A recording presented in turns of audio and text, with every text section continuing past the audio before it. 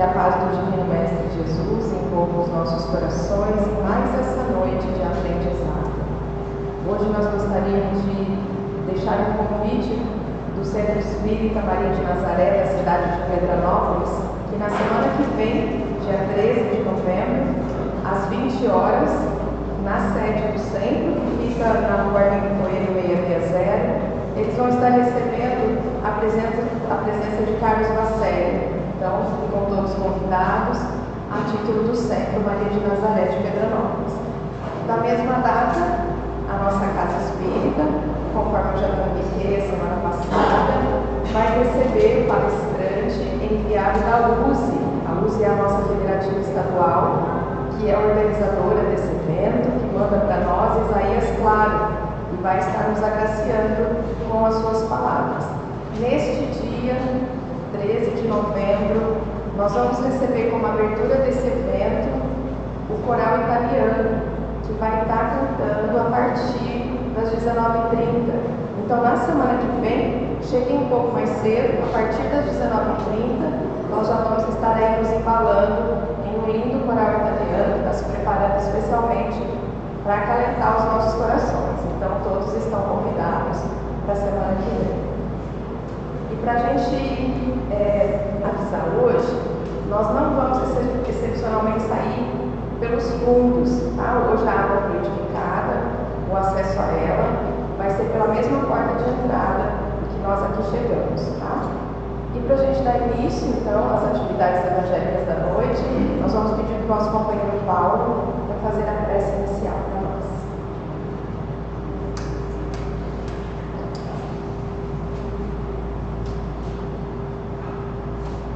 Em nome de Deus, nós agradecemos esta oportunidade bendita que essa doutrina de luz nos traz para nós, as palavras de Jesus pelo seu Evangelho, que a luz a clarear a nossa mente, é o Evangelho da consciência de cada um, buscando o melhor para que possamos a cada dia nos trilhar neste caminho do bem, nos tornando pessoas melhores. É com muita gratidão que nós agradecemos Jesus por ter nos ofertado por outras vezes o seu Evangelho de amor em nós, para que nós possamos a cada dia estar melhor nessa viagem deste planeta Terra, nos tornando pessoas e espíritos melhores. Gratidão, Mestre Jesus, por sentir a sua presença conosco todos os dias, inclusive neste momento oportuno do seu Evangelho, que o nosso irmão Gilberto vem nos clarear a nossa mente com as palavras do Cristo, para que possamos clarear o nosso caminho, para jamais cair ou tropeçar em trevas. Que tua paz, Mestre Jesus, esteja conosco, fazendo com que nós nos melhoramos o nosso pensamento e a nossa maneira de agir e de ser, nos tornando pessoas melhores. É com muita gratidão e pensamento envolvido na espiritualidade que se faz presente conosco, nós só temos que agradecer e dizer muito obrigado, Senhor, por mais uma oportunidade de vida, mais um dia de vida vivido neste planeta Terra, e com as benesses da nossa saúde física, buscando esse Evangelho a clarear a nossa mente, para que possamos trilhar neste caminho do bem. Seja conosco, Senhor Jesus, hoje e sempre. Que assim seja, graças a Deus.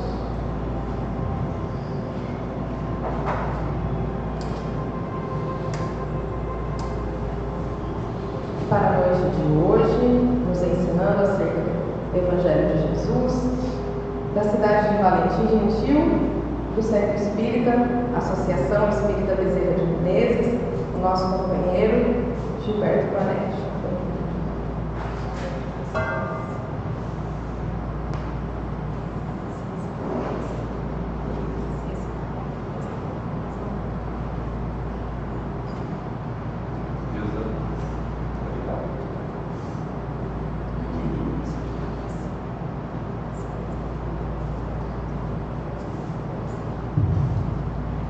Meus amigos, uma boa noite a todos. Que o nosso Senhor Jesus Cristo nos abençoe e nos conceda sempre a sua paz. E nesses momentos, a qual nós estaremos juntos, rogamos a Deus, rogamos a Jesus, a Dr. Bezerra de Menezes, aos mentores dessa casa de oração do Misericórdia, para que possam nos auxiliar e que nós possamos ter uma fácil palavra e que a cada um de vocês possam ter um fácil entendimento acerca do assunto e do tema que eu estou trazendo nesta noite. Um homem descia de Jerusalém para Jericó, e no meio do caminho ele foi abordado por salteadores e ladrões. Bateram nele, machucaram ele, roubaram ele e deixaram-o na beira do caminho, quase morto, e foram embora. Logo em seguida, por ali também passou um sacerdote. O sacerdote, vendo o homem caído na beira do caminho, agonizando, em grande sofrimento, fez de conta que não viu. E passou do outro lado da estrada e foi embora. Depois, por ali também passou um levita. O levita avistou também esse mesmo homem, todo ferido, caído na beira do caminho. Mas como os levitas, eles andavam sempre atarefados e sempre sem tempo, ele passou e também foi embora. Depois, passou por ali também um samaritano. O samaritano, quando viu aquele homem caído na beira do caminho, tomou-lhe de compaixão, desceu do seu animal, foi até ele, tirou dos seus pertences, vinho, e deitou sobre as feridas daquele homem, fazendo assim uma asepsia. Depois pegou azeite e também passou nas feridas daquele homem, fazendo ali um curativo. Depois pegou esse homem, colocou sobre o seu animal e levou até a cidade e procurou uma hospedaria. Chegando nesta hospedaria, chegou até o dono da hospedaria e disse a seguinte frase: este homem precisa de cuidados, e eu entrego você a ele, para que você cuide bem dele. Tirou do bolso 2 denários, que era o dinheiro daquela época, e disse ao homem, dono da hospedaria: se você gastar além dessa quantia em dinheiro, você anote que na próxima semana eu estarei voltando e passando por aqui, e eu lhe restituirei a quantia gasta além dos 2 denários. Mas cuide bem deste homem. E foi embora. Meus amigos, esta passagem de Jesus talvez seja a passagem mais famosa do Cristo. Ela foi dita por aquele homem, por Jesus, para aquele jovem fariseu, que quando procurou o Cristo e disse assim a Jesus: mestre, o que é preciso fazer para ser salvo, para que nós possamos alcançar a nossa plenitude da alma? Aí Jesus, sabiamente, disse assim a ele: o que está escrito na lei? E ele disse: na lei está escrito que nós deveremos amar a Deus sobre todas as coisas e o próximo como a nós mesmos. Então vá e faça o mesmo, disse o Mestre Jesus. E ainda o jovem, tentando ainda chegar ao Cristo, lhe perguntou: e quem é o próximo de mim? Quem é o próximo mais próximo de mim? Aí Jesus contou a ele esta parábola. E depois que acabou de contar a parábola, Jesus perguntou ao jovem: quem era o mais próximo daquele que estava caído na beira do caminho? O jovem respondeu: o samaritano. Então vá e faça o mesmo. Esta parábola, ela é interpretada por diversas situações, mas nesta noite nós vamos interpretá-la buscando a estrada que passou aquele homem que estava viajando, que passou os ladrões, que usurpou e machucou e roubou aquele homem, que passou o sacerdote, o levita e o samaritano. O que seria, o que nós poderíamos dizer, o que significa essa estrada para todos nós? Pois que, na verdade, essa estrada significa a nossa vida aqui na terra. A nossa vida que nós estamos aqui, seja ela de felicidade ou de infelicidade, porque todos nós temos momentos felizes e momentos não tão felizes, mas que cada um tem um caminho a ser percorrido neste planeta, durante esta encarnação a qual nós estamos passando. Então, durante a nossa caminhada nesse caminho que nós temos que caminhar em nossa existência, nós somos submetidos em várias situações. E nessas situações, muitas vezes, nós somos convidados a ser úteis perante o nosso semelhante. Então, o que significa para nós, nesse momento, aquelas três pessoas, o levita, o sacerdote e o samaritano? São as três situações, são as três atitudes que nós poderemos ter diante de uma situação de sermos úteis para o nosso semelhante.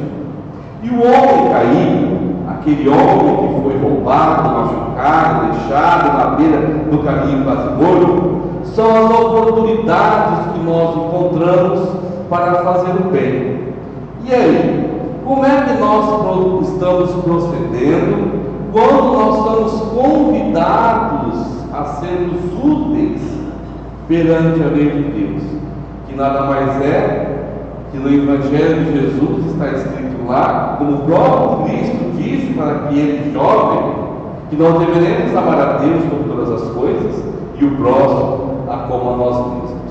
Será que quando nós estamos sendo convidados a sermos bons, a fazer o bem para o nosso semelhante, nós estamos sendo como o sacerdote? Porque o sacerdote que passou na beira do caminho, viu aquele homem, passou do outro lado da estrada, quem era o sacerdote? O sacerdote daquela época do Cristo eram homens dotados de grande esclarecimento, eram homens religiosos que conheciam as leis de Moisés e que sabiam o que tinha que ser feito.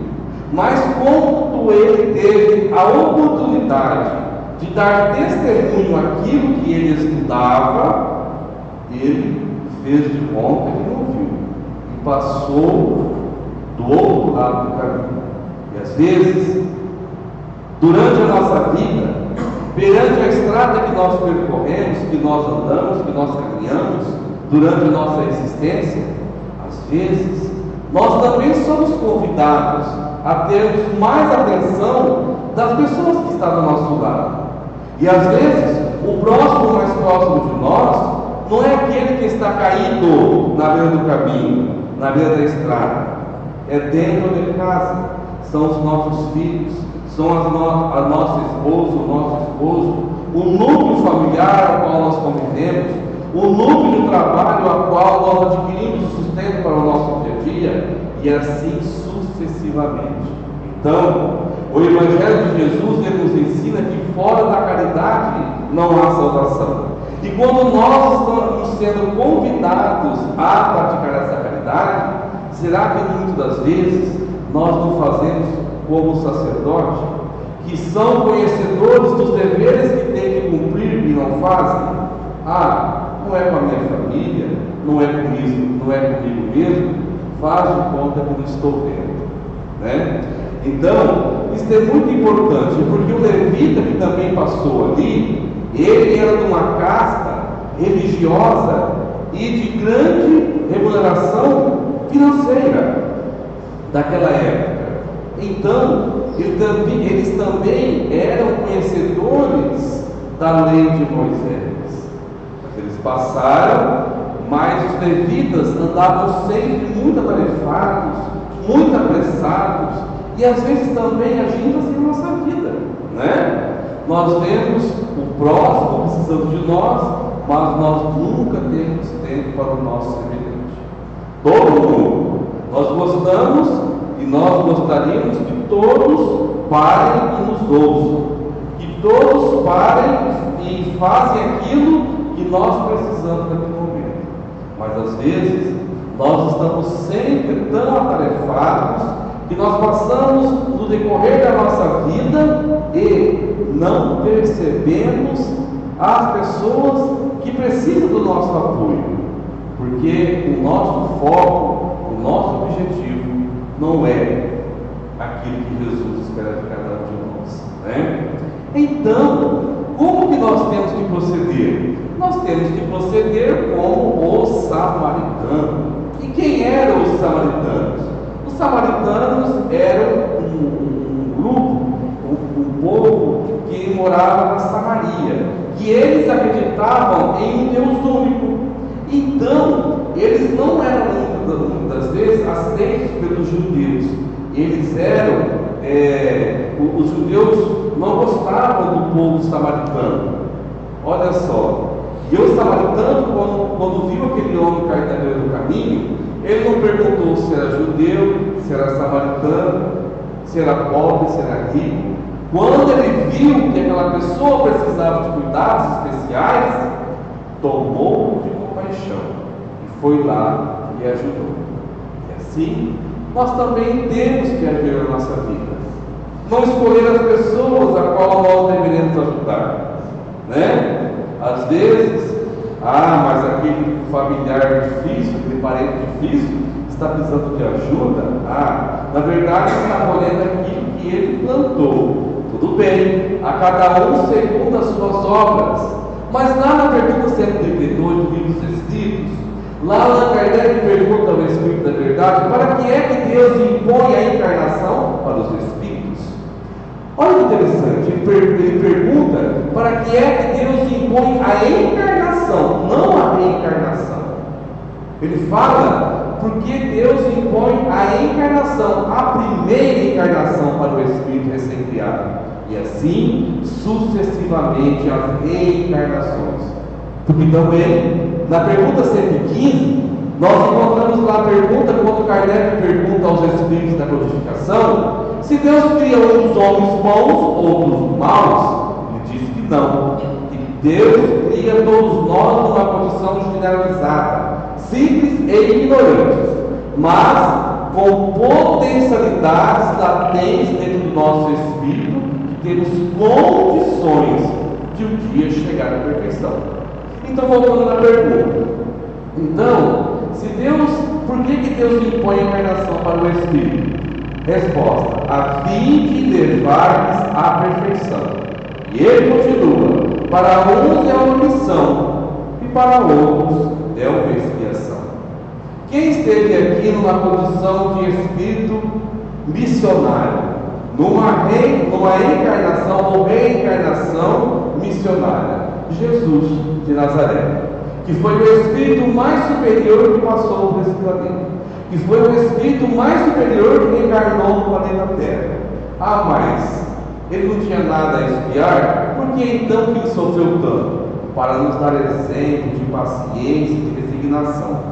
Jesus, ele não tinha nenhum débito a ser quitado perante as leis divinas, perante Deus, porque ele é o espírito mais perfeito que já passou por aqui. No livro A Caminho da Luz, de Emmanuel, nós encontramos lá que quando a Terra estava começando a se formar, Jesus Cristo assistiu à formação da Terra e tomou-lhe a Terra para ser o seu governador. Entendeu? Então, Jesus é uma encarnação missionária, como diz no livro dos Espíritos, na pergunta 132. Mas todos nós estamos aqui numa condição generalizada de espíritos em expiação. O que é expiação? Corrigir o mal que nós fizemos no ano passado. O que é prova? Através das expiações, nós vamos tendo as provas para ver se realmente nós mudamos as nossas características inferiores que nós trazemos de outrora. Mas ele continua também dizendo que é uma oportunidade de nós encarnar para ajudar a formação do bem na terra. Então, se nós aproveitamos a oportunidade de sermos bons, de sermos úteis para o nosso semelhante, nós estamos fazendo bem para ele, mas estamos fazendo bem para ele, mas o mais beneficiado somos nós mesmos, porque o Emmanuel é quem diz: o bem faz bem primeiramente a quem o realiza. Se eu faço uma caridade meritória para o Paulo, ele está sendo beneficiado, mas o mais beneficiado sou eu, que estou disponibilizando as minhas potencialidades, a minha vontade de tornar a vida dele mais feliz. Quer ver? Porque o Emmanuel fala aqui que o bem faz bem primeiramente a quem o realiza. O Chico Xavier, ele tinha um cachorrinho que ele amava demais, o cachorrinho dele. Vocês conhecem a história do cachorrinho do Chico? O Chico amava o cachorrinho, mas o cachorrinho era doente e dava muito trabalho para o Chico Xavier. E tinha uma vizinha do Chico que gostava muito do Chico e tinha uma pena do Chico, porque o Chico trabalhava na casa da modelo, levantava de manhã, trabalhava o dia todo, à noite psicografava praticamente a noite toda, ia dormir de madrugada, acordava de manhã e antes de ir do trabalho tinha que cuidar do cachorrinho, tinha que dar remédio para o cachorrinho, dar comida, limpar, né, as sujeiras que o cachorro fazia, e a mulher tinha muito pena dele. O tempo passou e esse cachorrinho veio a morrer. O Chico ficou triste, mas ele se conformou com a situação. Bem lá na frente, ao tempo, uma das irmãs do Chico chega no Chico Xavier e fala assim: Chico, você se lembra do cachorrinho que você tinha, que eu esqueço o nome agora? O Chico fala: claro que eu me lembro. Como eu poderia me esquecer? Então, o seu cachorrinho, ele não morreu de morte natural. Olha só. Aí ele falou assim: mas como assim não morreu de morte natural? Então, sabe a vizinha fulana de tal, aquela que gosta tanto de você? Sim, ela deu veneno para ele, porque ela achou que matando o cachorro, ela estaria fazendo uma caridade para você, te libertando de afazeres a mais com o cachorro que dava tanto trabalho para você. O Chico ficou tão triste, e ele fala no livro que criou um sentimento de revolta no coração dele. Olha só, o Chico revoltado com alguma coisa, mas vamos acreditar que o Chico ficou revoltado. E aquilo foi, passou dias angustiado. Chegou um dia que o irmão chegou até e falou assim: Chico, o que está acontecendo? Como assim o que está acontecendo? Você é o meu mentor espiritual, meu guia espiritual, você tem a obrigação de saber o que está acontecendo comigo. Mas Chico, olha, as coisas não são bem assim. Aí o Chico recontou o que aconteceu. O irmão falou para ele assim: olha, você tem que ir lá fazer as pazes com essa senhora, porque o teu sentimento, né, às vezes de revolta, de insatisfação, ele está adoecendo o seu fluido, as suas energias vitais. E como você está adoecendo as suas energias vitais, eu não consigo aproximar de você para trabalhar contigo. Eu não consigo psicografar com você, Chico. O Chico ficou tão impressionado com aquilo, e ele falou assim: o que eu posso fazer para que isso possa sanar essa dor do meu coração? Ele fez uma pesquisa e o que a mulher mais estava precisando? Ela era costureira, ela ganhava a vida costurando para fora. Então o que ele fez? Ele foi na loja e ele ficou sabendo que ela estava precisando de uma máquina de costura nova, porque a dela estava muito velhinha, com muitos problemas. O que ele fez? Ele foi lá, comprou aquela máquina de costura em suaves prestações, e foi lá e presenteou. Olha só, somente o Chico, para ter uma nobreza de espírito dessa forma, né, gente? Tudo bem, ele deu o presente a ela, e segundo o encontro do livro, ela foi até ele, deu um abraço tão apertado de gratidão no Chico, que todos aqueles fluidos doentes que estavam impedindo do irmão trabalhar com ele, foram embora. Bem, faz bem primeiramente a quem o realiza ou não. Ele fez o bem, a mulher foi beneficiada com a máquina de costura, mas o bem maior espiritual, quem recebeu foi ele. Então isso serve de exemplo para a nossa vida.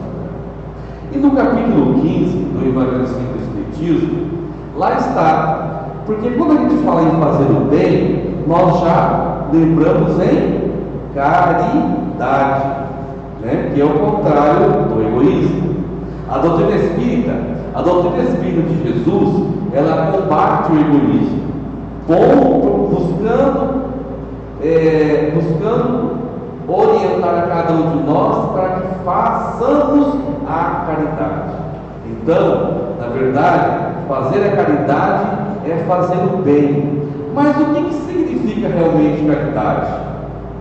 É dar uma cesta básica, um prato de comida para quem está passando fome, passando necessidade, comprar um remédio para quem não tem condição de comprar um remédio. Também é uma grande caridade. Mas a caridade vai muito além disso, porque na pergunta 886 do Livro dos Espíritos, Allan Kardec também pergunta ao Espírito da Codificação. Olha a pergunta de Allan Kardec: qual é o verdadeiro sentido da palavra caridade como entendia nosso Senhor Jesus Cristo? Aí o Espírito da Codificação nos responde: benevolência para com todos, indulgência com as imperfeições alheias e perdão das ofensas. A caridade moral, ela é muito importante e tem que ser feita.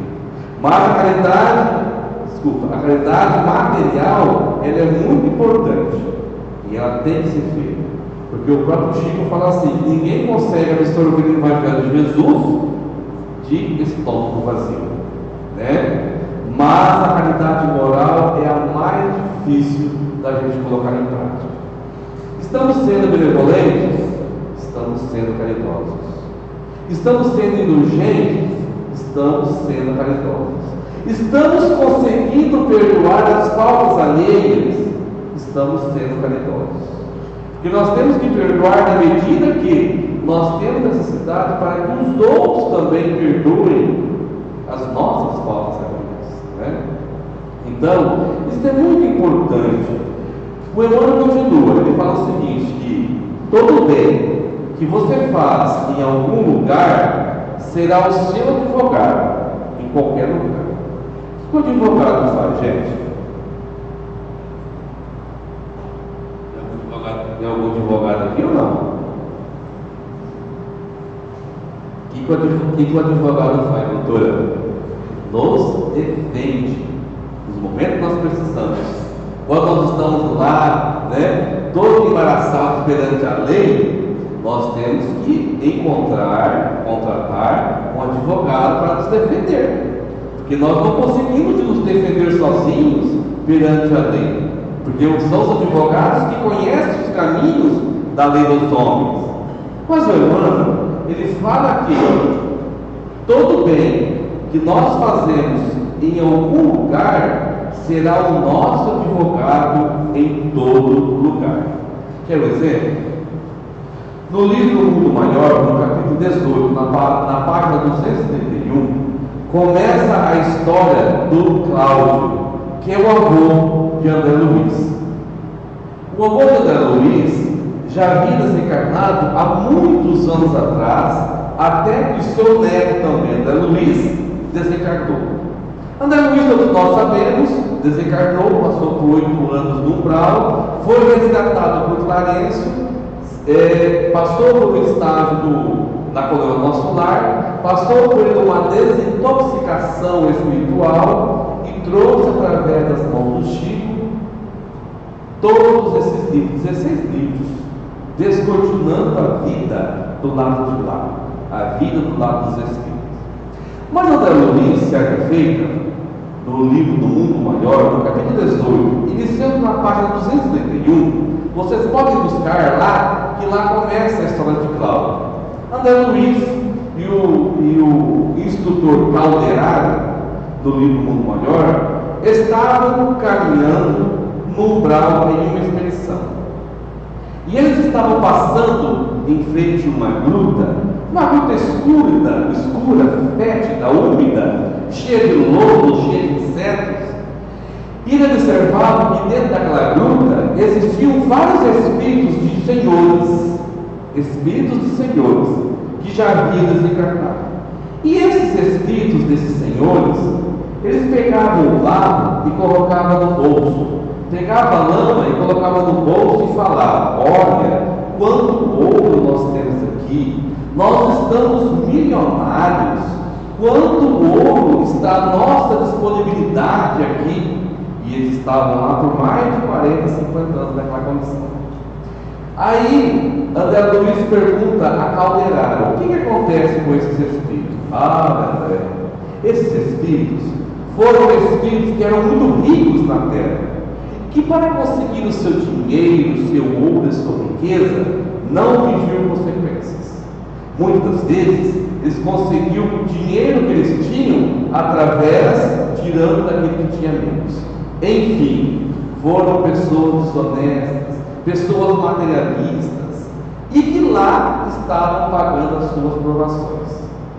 Até que um espírito de um senhor começou a falar: nós estamos ficando loucos, isto aqui não é ouro coisa nenhuma, isto é lama, isto aqui não é ouro coisíssima nenhuma, isto é lama. Nós estamos aqui tanto tempo colocando essas lâmpadas em nossos bolsos, em nossos imortais, em nossas bolsas, quando que na verdade hoje eu vejo que isso é a lama. Aí André Luiz levanta, observa e ouve aquela voz e conhece. Essa é a voz do meu avô Cláudio, que há muitos anos ele não ouvia mais. Ele foi aproximando e viu que realmente era o Cláudio. Quem que era o Cláudio? O Cláudio também era um homem muito rico naquela época. E ele tinha uma irmã que se chamava Ismênia. Mas uma irmã que, quando os pais dele desencarnaram, ele, por ganância, manipulou a papelada e praticamente tomou tudo que a irmã tinha. E ainda fez mais: internou a irmã no sanatório e lá ela morreu em grande sofrimento. Aí ele desencarnou, por isso que estava naquela situação. Mas, quando André Luiz nasceu, o Cláudio disponibilizou uma quantia em dinheiro para que André Luiz estudasse, se formasse no médico que ele se formou. Lá atrás, ele fez uma caridade, um bem para o neto André Luiz. Ele disponibilizou uma quantia em dinheiro para que lá na frente o pai de André Luiz, que era o filho do Cláudio, pagasse os custos do estudo do neto. Estão entendendo? Por isso que André Luiz conseguiu estudar e se formar um médico que foi. Então André Luiz não estava passando naquele momento com o Calderaro por acaso. O bem que ele fez há mais de 60 anos atrás, disponibilizando uma quantia em dinheiro para que o neto se formasse em médico, proporcionou a ele naquele momento. E ele pudesse ser reconhecido por André Luiz e pudesse ser amparado, resgatado daquele lugar muito difícil, a qual ele se encontrava por mais de 40 anos, em meio de sofrimento, levado para o plano espiritual, levado para o nosso lar, se preparar, passar por uma desintoxicação espiritual, psicológica, emocional e se preparar para a nova reencarnação.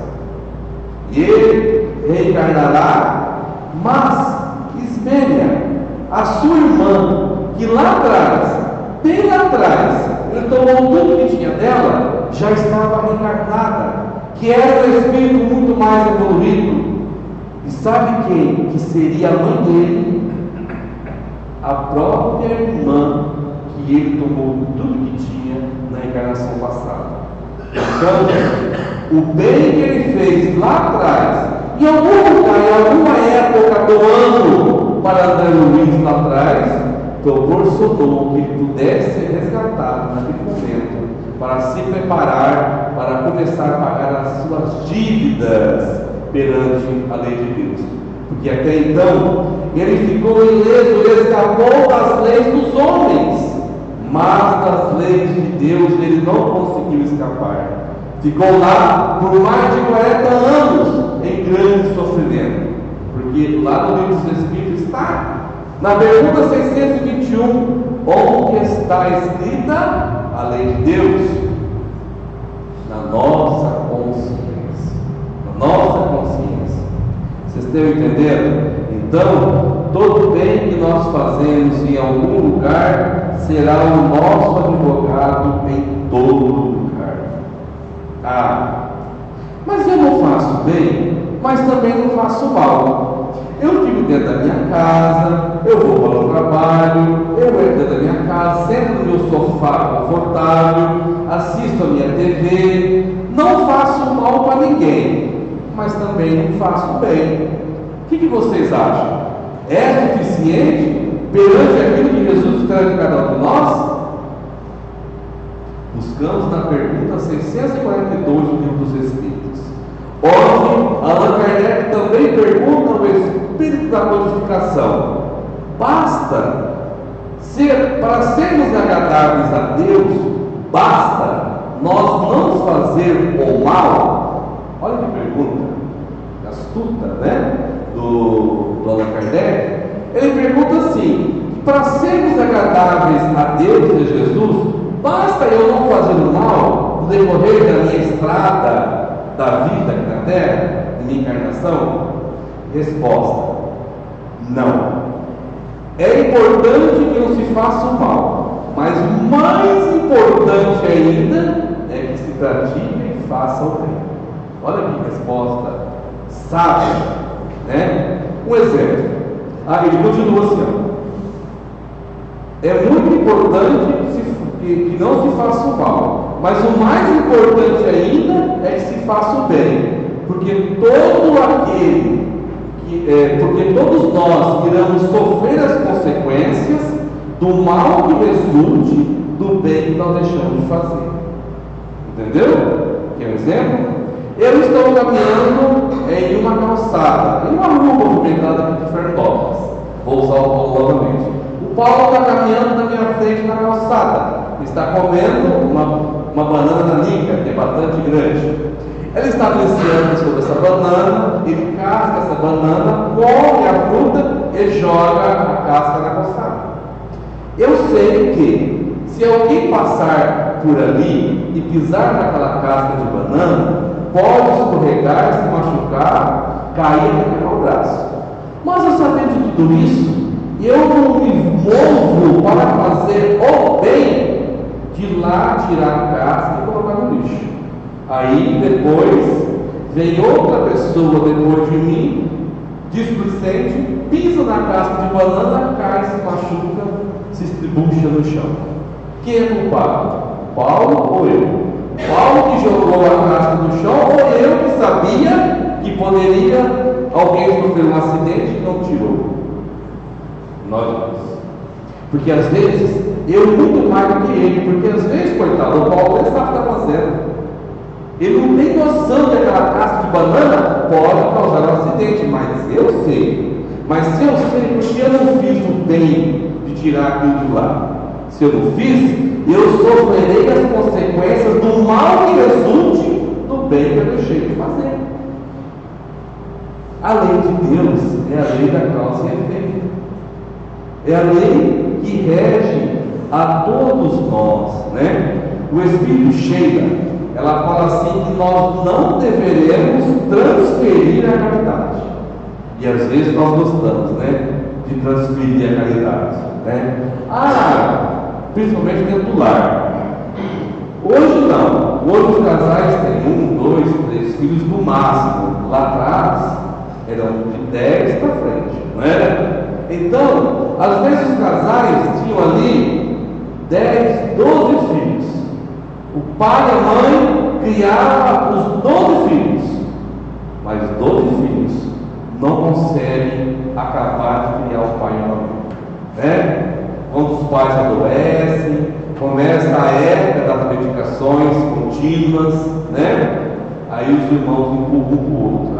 Você é mais nova, você vive com seu pai, você vive com o papai e a mamãe, você tem a obrigação de cuidar dele, né? Será que cada um de nós dividir as nossas tarefas não seria mais fácil e mais leve para todos? Não é verdade? Então, nós costumamos transferir a caridade. Fulano, vai lá, tem uma pessoa tendo um problema lá, vai lá visitar ela, dar um passe lá, sendo que eu posso ir lá dar um passe naquela pessoa. Esse tempo atrás na nossa casa lá, em Votuporanga, tinha uma família, a mulher era mãe de um filho deficiente, o esposo abandonou ela, e ela tem só aquele benefício que o filho tem loucos, né? Tem benefício do governo, e, enfim, em uma situação muito difícil. Aí nós fizemos uma promoção, conseguimos algumas coisas, levamos para ela, enfim. Aí uma companheira da casa chegou e falou assim: Gilberto, vai na prefeitura lá em Votuporanga, que lá eles têm uma quantia, uma verba para ajudar as pessoas deste jeito, né?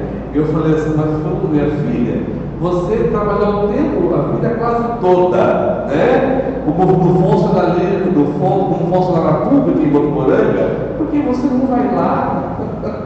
Né? Eu fiz a minha parte, para você fazer tudo também.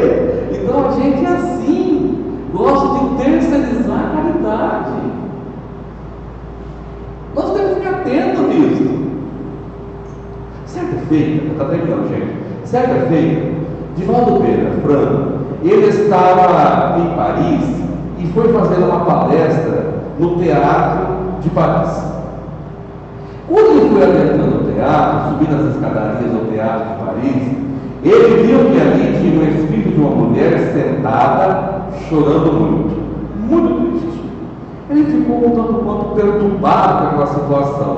Logo depois, Dr. Bezerra chega nele e explica a história daquele espírito daquela mulher que estava chorando na passagem.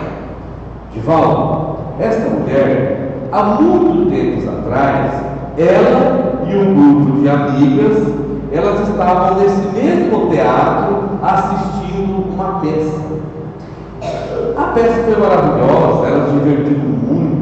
E quando elas estavam se ausentando do teatro para ir para os seus lares, descendo as escadarias do teatro, ela avistou, ela viu que sentado onde aquele espírito está, tinha um velhinho com fome e frio.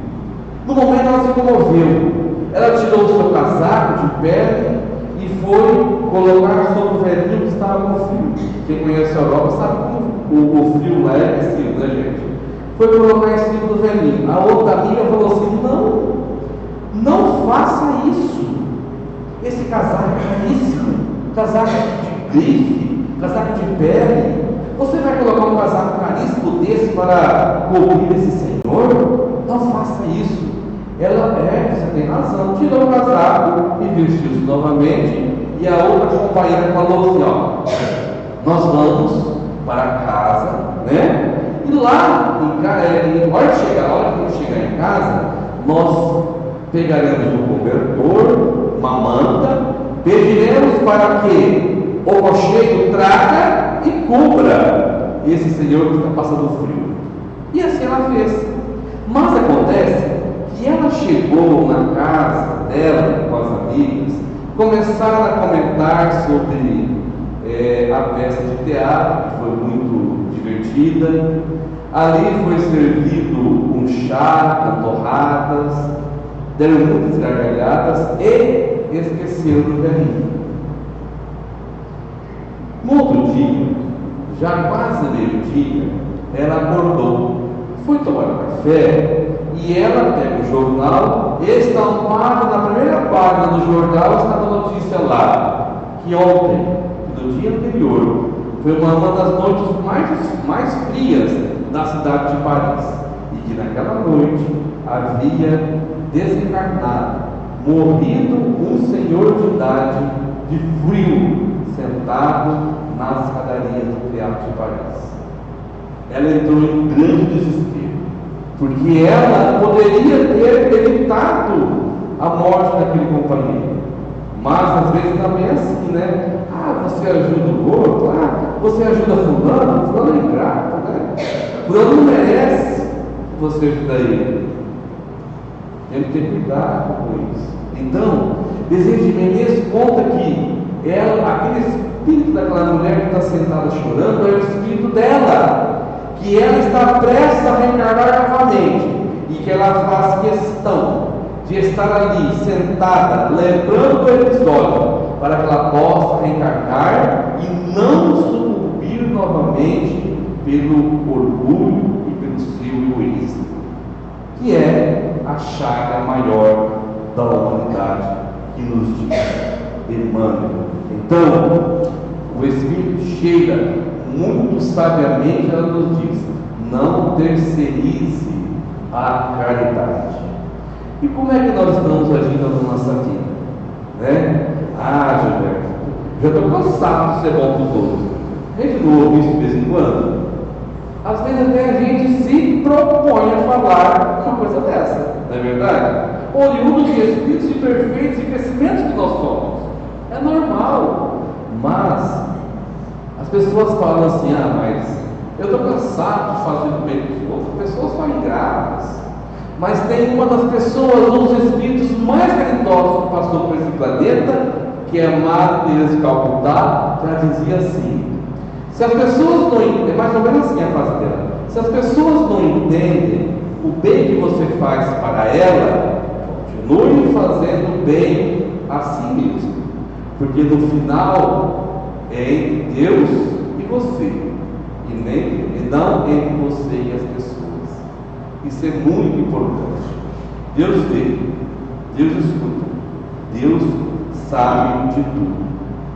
Se as pessoas são ingratas, o interessante da nossa vida é plantar, mas plantar sementes boas, sementes que irão surgir frutas, a qual nós e todos possam, usufruir daquilo que nós plantamos. A sementeira é livre, mas a colheita é obrigatória. Quem planta alface, de repente, daqui 30, 40 dias, está colhendo alface. Quem planta manga ou pé de laranja, daqui 1 ano, 2 anos, 3 anos, está colhendo laranja, colhendo manga. Mas quem planta um pé de tâmara, dependendo da idade, nessa encarnação não colhe tâmara. Porque tâmara, plantada da semente, demora 70 anos para começar a produzir. Mas o importante é continuar plantando, porque se nós não colher nessa encarnação, outras encarnações virão sucessivamente, e nós colheremos lá na frente aquilo que nós plantamos hoje. E para encerrar, meus caros companheiros, eu gostaria de citar para vocês uma história verídica que aconteceu com Eurípides Barçanufo. Eurípides Barçanufo conta que certa feita ele passou por uma dorme, uma sonolência, e ele desdobrou do corpo. O seu espírito afastou do seu corpo e de repente se encontrou em uma região que existia uma alta carga de energias sublimes e positivas. E ele foi caminhando naquela região muito agradável, onde existiam muitos fluidos elevados. Ele foi aproximando e viu que lá na frente existia um homem sentado em uma pedra. Ele foi aproximando, e ele percebeu e reconheceu que aquele homem era Jesus. Ele foi aproximando de Jesus e falava, disse ao mestre: Mestre, é você que está aqui, Euripides? Euripides, sou eu que estou aqui, seu irmão Jesus. Mas Euripides Barçanufo observou que Jesus estava chorando. Lágrimas caíam nos olhos de Jesus. E ele logo começou a falar para o Cristo: Olha, eu sei por que tu choras, mestre. Sabes? Então diga: você deve chorar por aqueles irmãos seus, irmãos nossos, que fazem guerras, que planejam as guerras, que constroem bombas para matar os nossos próprios irmãos. Você deve chorar por aqueles que te perseguem, Jesus, por aqueles que não te conhecem o teu evangelho. Não, meu Deus, eu não choro por eles. Eu choro por aqueles que me conhecem. Eu choro por aqueles que estudam meu evangelho, que falam de amor e não amam, que falam em perdoar e não perdoam, que falam ser compreensivos e não conseguem ser compreensivos nem com o seu próprio filho. É por eles que eu choro, Deus, pelos cristãos, pelos espíritas, que sabem o que tem que fazer e não fazem. Então, caros amigos, esse é um chamamento para cada um de nós. Temos o acesso à doutrina maravilhosa, esclarecedora e consoladora que a doutrina espírita é para cada um de nós. Como aquele cego de Jericó, que ele nunca tinha enxergado nada. Quando Jesus passou por ele e deu a luz para os seus olhos, e ele começou a ver tudo que estava ao seu redor, e outras pessoas perguntaram a ele se realmente era ele. Ele disse que sim, que era ele. Mas você não era cego? Sim, eu era cego, mas hoje, após a vinda do Cristo e o conhecimento de Jesus, hoje eu vejo. E poderemos dizer que nós, antes do conhecimento do doutrina espírita, antes de conhecer o Evangelho de Jesus, todos nós éramos cegos espiritualmente. E de uma coisa eu tenho certeza, e que hoje todos nós enxergamos e conseguimos ver tudo aquilo que nós precisamos enxergar para saltar voos mais altos rumo à nossa evolução espiritual. Que Jesus nos abençoe e que o Mestre Jesus nos dê força e coragem para que nós possamos caminhar pela nossa estrada, observar quem são as pessoas que precisam de nós e fazer como estava lutando, tomar de compaixão, porque lá atrás alguém também tomou de compaixão por nós, para que nós pudéssemos estarmos aqui hoje, reunidos nessa casa de oração, falando de Jesus. Que assim seja.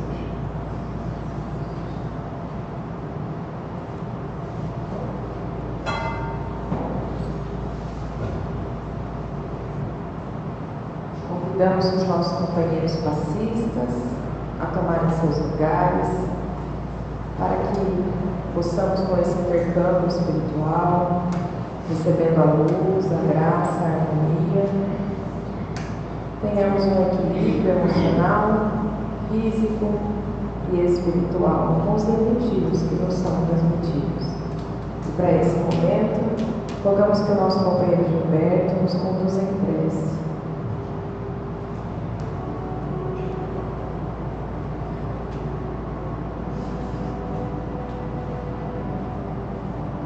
Mestre Jesus, nesse momento a qual nós nos encontramos em tua casa de amor, na companhia de todos os nossos amigos de luz que estão conosco, a fim de que possam nos ajudar e trazer tudo que é necessário para que nós possamos fortalecer tanto o nosso corpo como também nosso espírito, de acordo com os nossos merecimentos e as nossas necessidades. Rogamos a Dr. Bezerra de Menezes, juntamente com a equipe de Maria de Nazaré, para que possa se fazer presente e que o ambiente possa ser todo envolvido com o amor do Cristo e com o amor de Maria, para que nesses instantes nós possamos absorver as energias salutares, as energias renovadoras, os fluidos necessários para que nós possamos fortalecer, principalmente espiritualmente, para que nós possamos ter a coragem, fortalecer a nossa fé, para continuar sempre confiantes e de cabeça erguida rumo à nossa evolução espiritual, que na verdade é rumo a ti, Senhor, porque tu nos disse: eu sou o caminho e a vida, que ninguém chega ao Pai se não for por mim. Então, nesse momento, através do amor de Deus, a compreensão de Jesus e a proteção de Maria, nós te rogamos, transmita sobre cada um de nós, de acordo com os nossos merecimentos e as necessidades. Ave Maria, cheia de graça, o Senhor é convosco, bendita sois vós entre as mulheres, e bendito é o fruto do vosso ventre, Jesus. Santa Maria, Mãe de Jesus, rogai por nós, pecadores, agora e na hora de nossa morte. Amém. Fique conosco, hoje e sempre. Que assim seja.